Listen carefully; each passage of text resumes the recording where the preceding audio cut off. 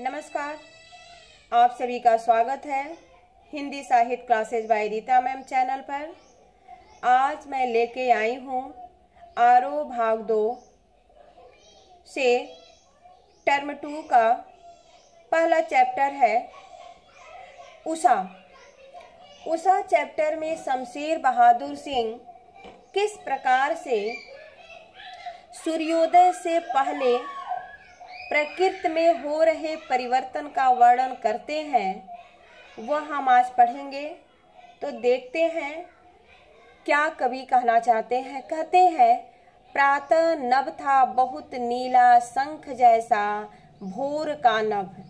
कवि कहते हैं कि भोर का नभ अर्थात सूर्योदय होने से पहले का समय है, वह भोर का समय कहा जाता है। और भोर के समय में नभ कैसा है, तो कहते हैं कि भोर के समय नभ जो है नीला शंख के समान स्वच्छ और साफ सुंदर दिखाई दे रहा है, चमकदार दिखाई दे रहा है। अर्थात कवि कहते हैं कि राख से लीपा हुआ चौका अभी गीला पड़ा है। भोर होने से पहले क्या होता है कि कहते हैं पहले घरों में खाना जो है वो बनता था चूल्हे पर। तो कभी उसका वर्णन करते हुए कहते हैं कि वातावरण में चारों तरफ नमी दिखाई दे रही है और ऐसा लग रहा है जैसे आकाश जो है आकाश न हो करके राख से लिपा हुआ चौका है, अर्थ जो अभी गीला पड़ा है। राख से लिपा हुआ चौके का वर्णन कवि किससे तुलना करते हैं? आकाश से। आकाश कैसा लग रहा है? ऐसा लग रहा है कि राख से लिपा हुआ चौका है। अर्थात यहाँ नीला दिखाई दे रहा था, अब यहाँ पर कुछ समय बीत जाने पर वो राख से लिपा हुआ गीला चौका प्रतीत हो रहा है। फिर आगे बढ़ते हैं, कवि कहते हैं कि बहुत काली सिल जरा से लाल केसर से कि जैसे धुल गई हो। कवि कहते हैं भोर का जब समय धीरे धीरे खत्म होने को है और सूरज निकलने को है, तो इस प्रकार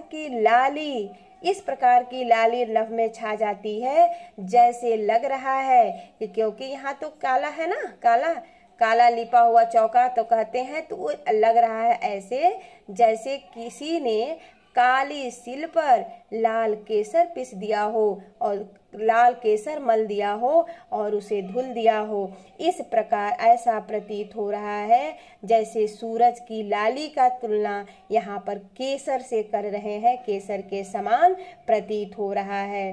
फिर आगे बढ़ते हैं, कहते हैं स्लेट पर या लाल खड़िया चाक मल दी हो किसी ने।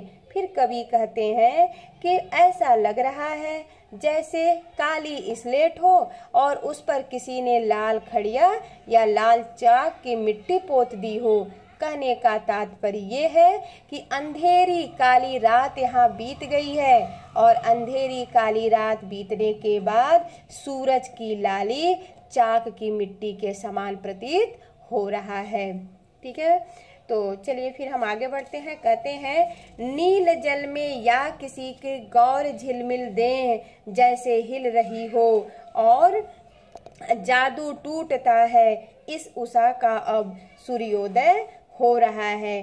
कवि कहते हैं कि प्रातःकालीन का जो समय है ऐसा प्रतीत हो रहा है जैसे सूरज की श्वेत यानी कि उसकी श्वेत आभा, सफेद सी दिखने वाली आभा ऐसी प्रतीत हो रही है कि जैसे कोई नीले रंग के जल में कोई सुंदरी है और उसका देह जो है वो झिलमिला रहा है। देखो ऐसे इसको समझते हैं, नीला जल में किसी की गौर झिलमिल दे।